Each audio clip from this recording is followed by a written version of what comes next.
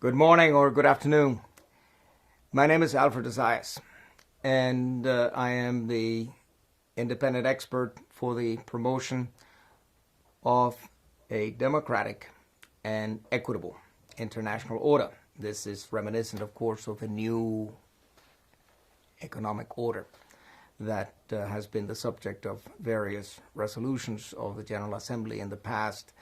And as the first independent expert on international order, obviously, I have the chance to shape it and to give it life and to decide what the priorities are for the mandate. I presented my first report to the Human Rights Council, September 2012. My first report to the General Assembly, November 2012. Very well received by states, and obviously it's a somewhat controversial issue.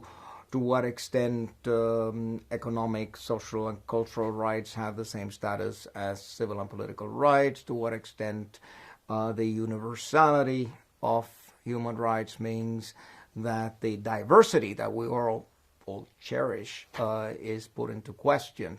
As the case may be, the mandate is a mandate for an initial period of 3 years, renewable for another 3 years.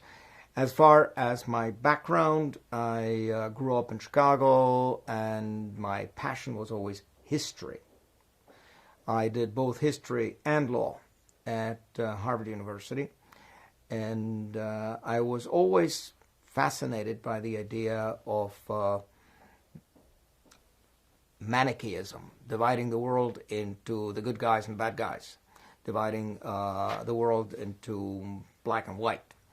And I noticed, especially studying history, that there were many victims of gross violations of human rights that are essentially ignored. So you have like victims of the first degree and victims that you ignore. I mean, you have consensus victims, and then you have politically incorrect victims about whom you don't talk. And that was a subject that drew me into international law, drew me into human rights already at Harvard. But as a young man, I wanted to make money, so I went to Wall Street. I spent my first years as a young lawyer with a major Wall Street law firm doing financing of public utilities. And after 3 years, essentially, I was bored to death. It's not what I want to do with my life. And I decided, well, let's finish my doctorate in history. So I asked for a Fulbright, went to Germany, did my doctorate in history, and was associated with the Institute of Public International Law at the University of Göttingen. And then I went to the Max Planck Institute in Heidelberg before getting the offer to come to Geneva to the then Division of Human Rights, which subsequently became the Center for Human Rights and then the Office of the High Commissioner for Human Rights. And I was essentially the principal drafter in the team of the Human Rights Committee. At that time, the jurisprudence that was being produced by the Division on Human Rights was basically linked with petitions. So we had a petitions procedure with the Human Rights Committee, with the Committee Against Torture, with the Committee on the Elimination of Racial Discrimination. And after a very satisfying career, I must say, it's a great privilege to work for the United Nations, and there's nothing more noble, if you're going to work for the United Nations, to work for human rights. And if you are in the position that I was, to actually draft international law, that it goes, from my hands to the experts, and from the experts issued as a judgment. And it's my language that went in there. So I had a good sense of satisfaction. I always considered that the actual impact of my work was part of my remuneration. I always thought that I would have made a lot more money on Wall Street if I'd stayed as a practicing lawyer On the other hand, the satisfaction of doing things for human rights and actually making a difference, that made it all worthwhile. After more than 2 decades in the Office of the High Commissioner, I decided it was time to move on, so I took early retirement.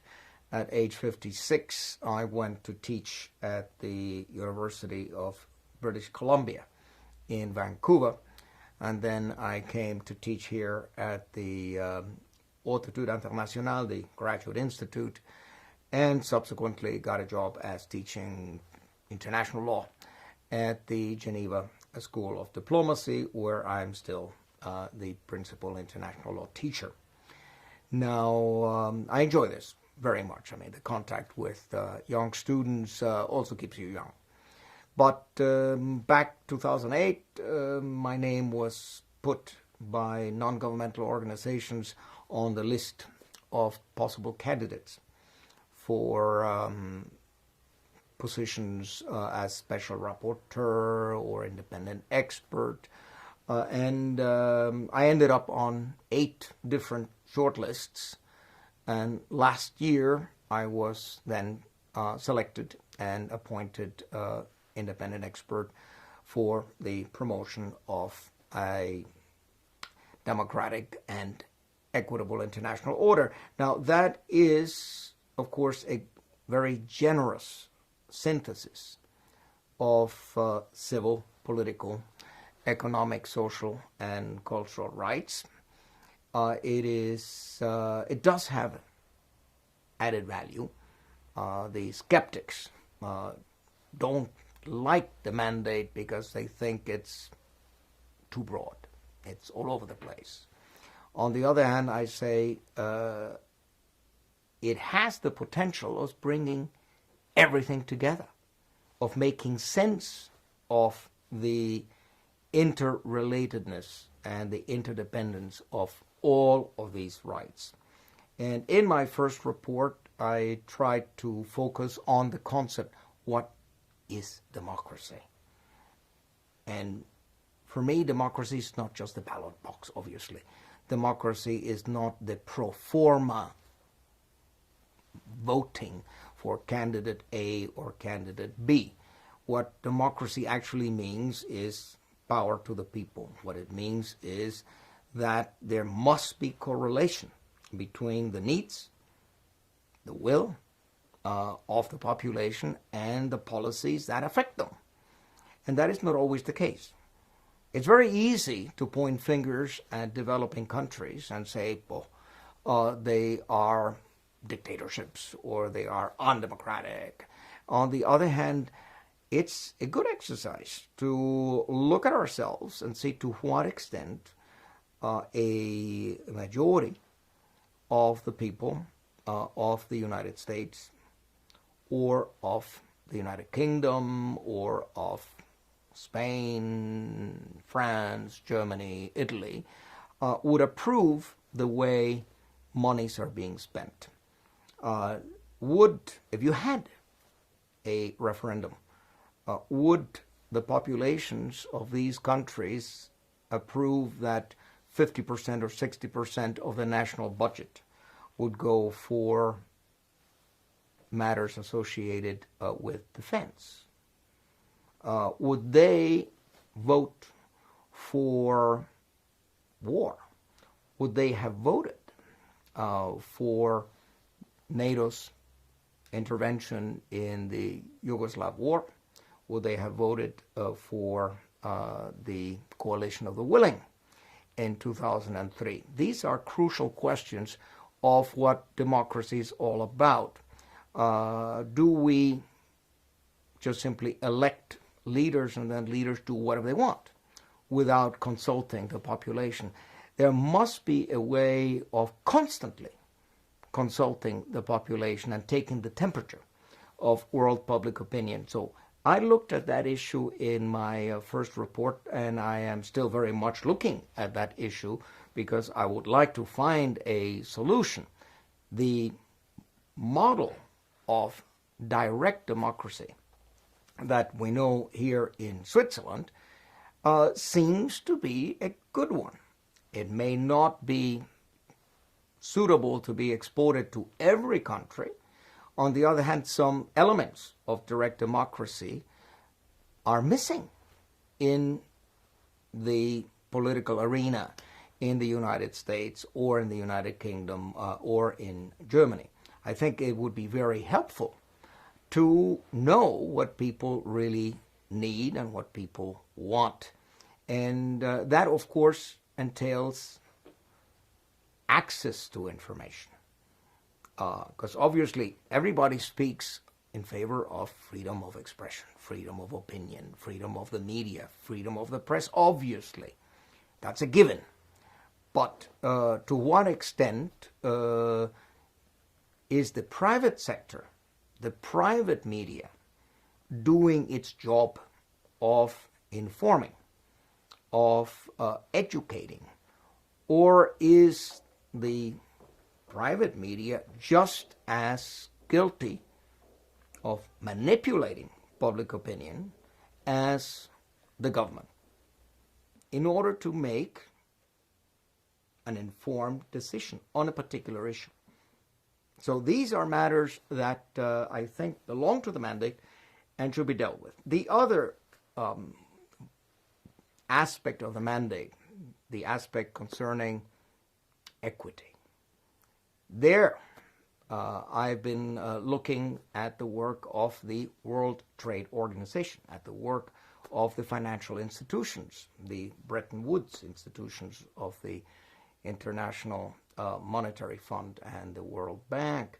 To what extent these bodies are furthering international equity, or are they undermining international equity? Are they adding to the problem? Are they themselves the problem? So these are matters that I will explore in the course of my mandate. As I say, I find it a tremendous challenge. I am learning a great deal in the process because my experience was primarily in the field of civil and political rights. I mean, I come from the Human Rights Committee, from dealing with torture, dealing with arbitrary detention, dealing with the death penalty, dealing with fair trial proceedings, and so on and so forth. But the right to food, the right to education, the right to health care, these are all crucial rights which I would call enabling rights. If you have food, if you have education, if you have work, only then can you fully achieve your potential. Only then can you enjoy civil and political rights. So to a certain extent, a change of paradigm is necessary. I've always spoken against the idea of dividing rights into rights of the first generation, civil and political, rights of the second generation, economic, social, and cultural, and then rights of the third generation, environmental rights and right to peace, right to the homeland, which people say that doesn't exist. And I say, wait a minute. I mean, that is a positivistic approach. It's not the codification of a right that makes it a right. It is a human right long before it was codified.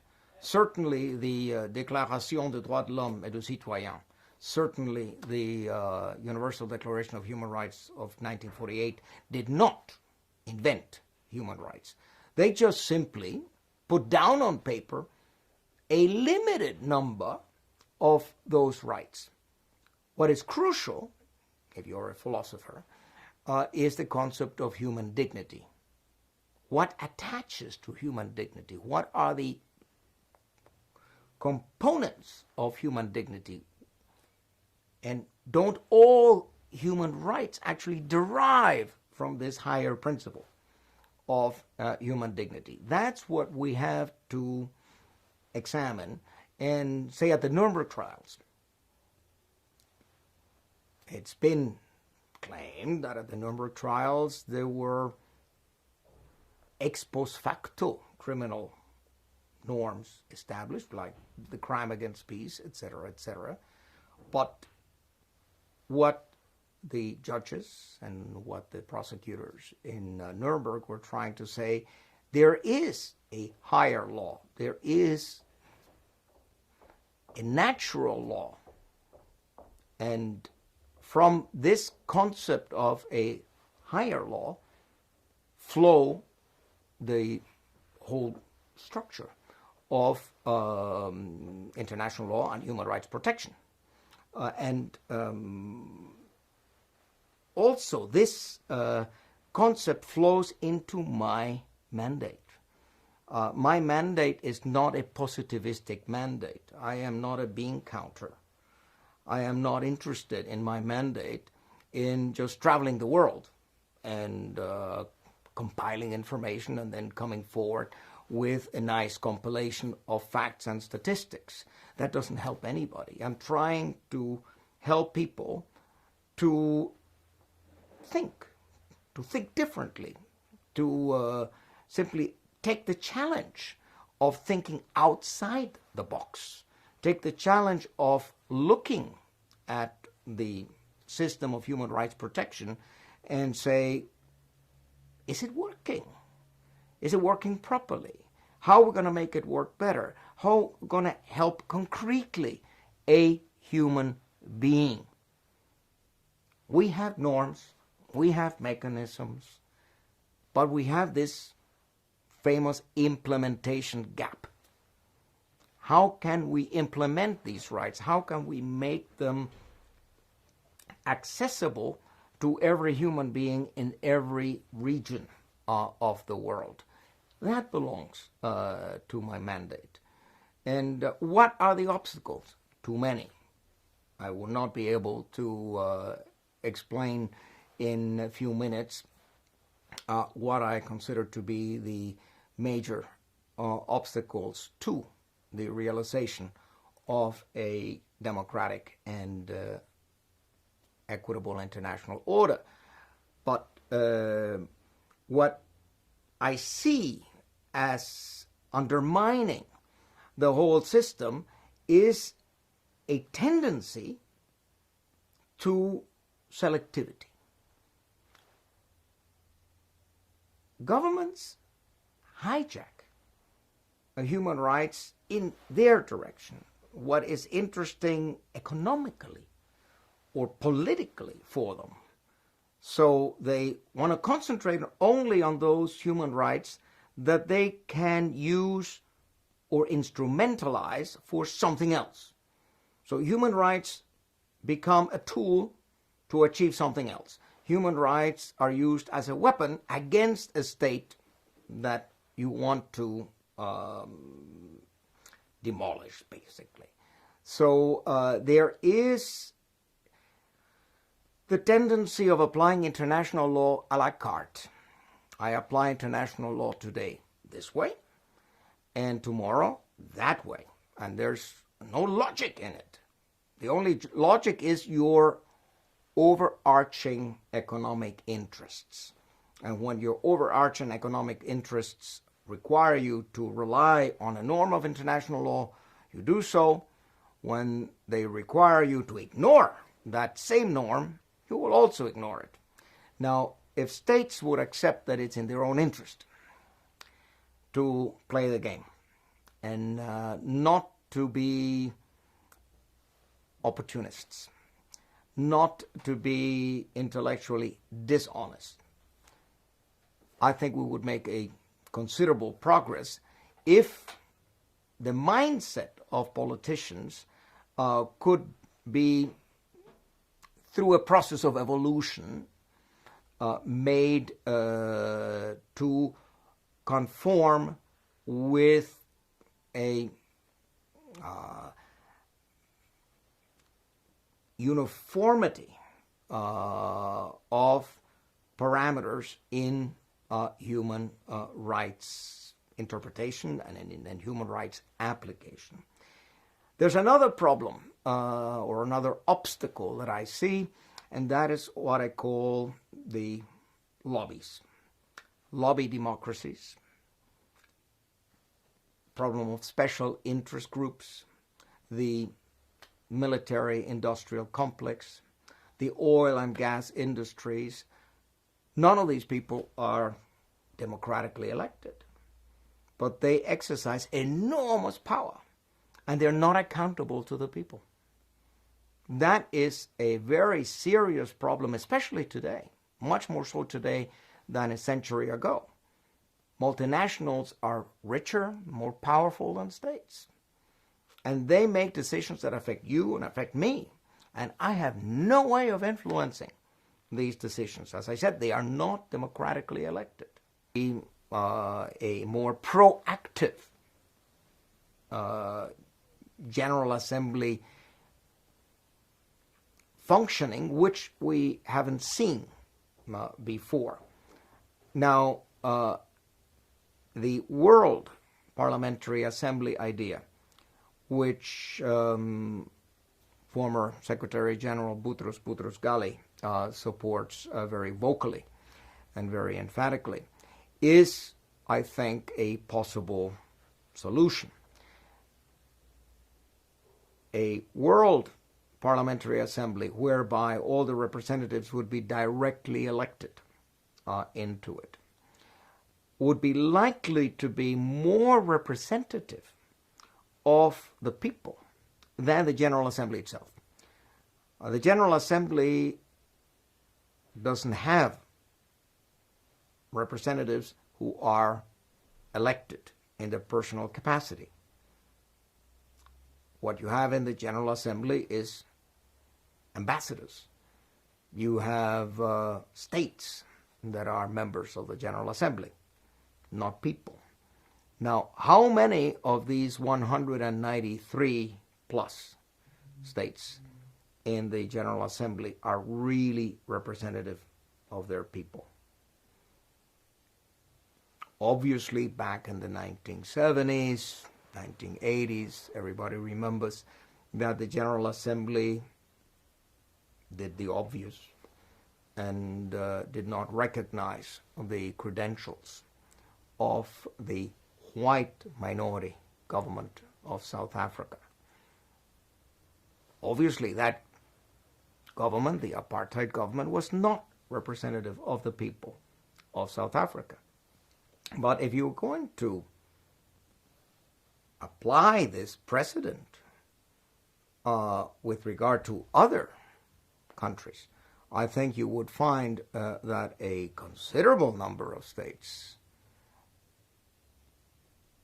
are not represented or not representative of their respective populations, but they're only representative of a ruling elite, of a small group of oligarchs that run everything and ignore the wishes of the people. So if you had a World Parliamentary Assembly and you could actually elect individuals, not ambassadors, individuals, architects, medical doctors, lawyers, engineers, that might give it more legitimacy in a democratic sense. And even if it has no legislative power, even if it doesn't have the authority to issue decrees or to make binding decisions, if it makes its views public, it would be very difficult for the General Assembly or even for the Security Council to ignore this new body called a World Parliamentary Assembly. Now, the bottom line in human rights is the human being. The bottom line is helping the human being to achieve his or her potential.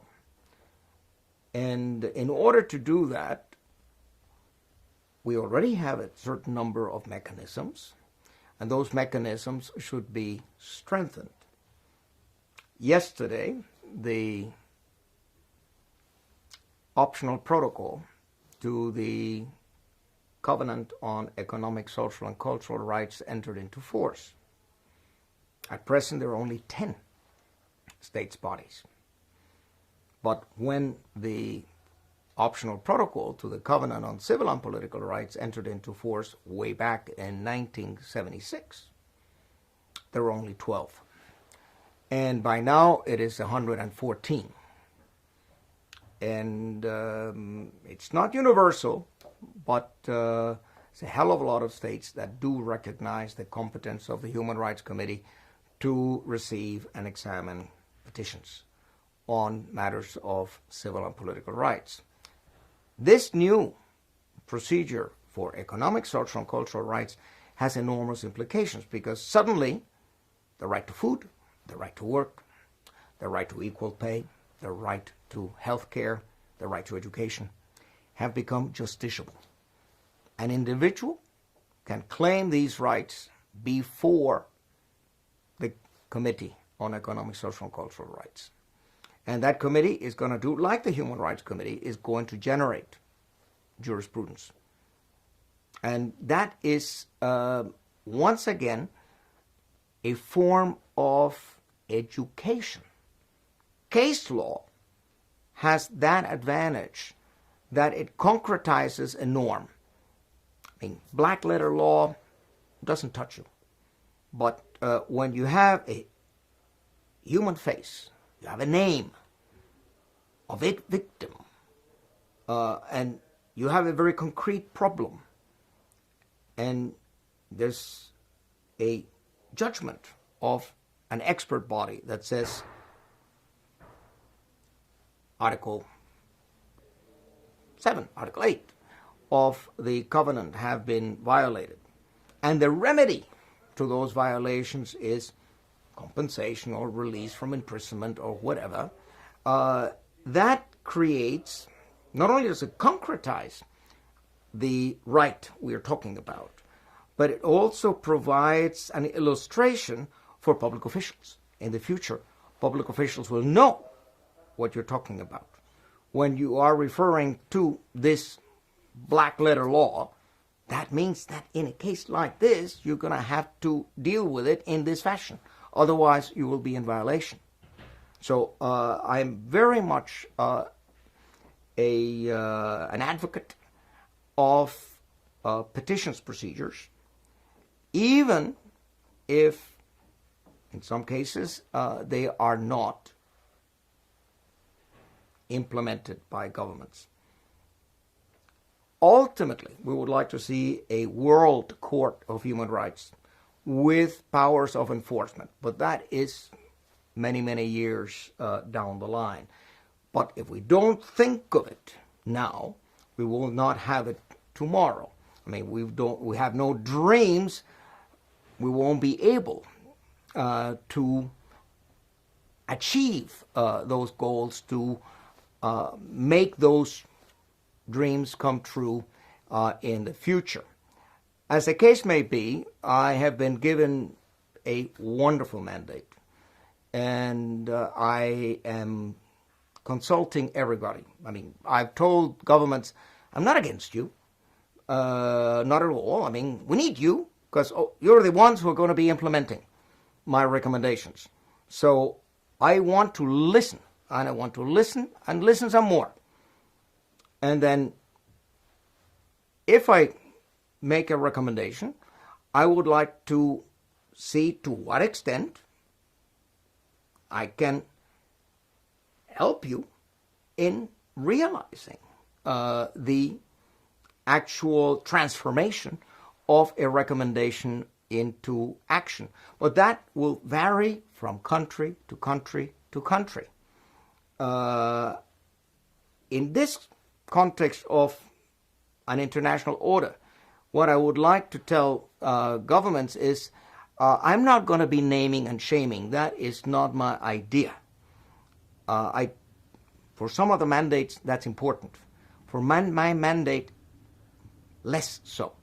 What I'd like to see is each individual government to take an honest look at their practice of human rights, not only at the laws but also at the actual practice of human rights. And let's everybody just take one step forward. Everybody make some modest improvements. And if everybody does that, we have gained a great deal. I have no illusions that we're going to do away with human rights violations in the world. The Bible has been around for thousands of years, and the Bible has not done away with sin. And I don't think that the Universal Declaration of Human Rights or the 10 core human rights treaties are going to do away with injustice. But they do provide a framework. They provide a mechanism, and gradually, step by step, we're going in the right direction. And those who are pessimists, and I'm not a pessimist, I would like to tell them, just look at the world in the Middle Ages. Look at the world at the time of the Renaissance. Look at the world at the time of the 30 Years' War, at the time of the French Revolution, at the time of the Bolshevik Revolution. I think that the world has made enormous progress in human rights, and today, every politician, at the very least, has to pay lip service to human rights.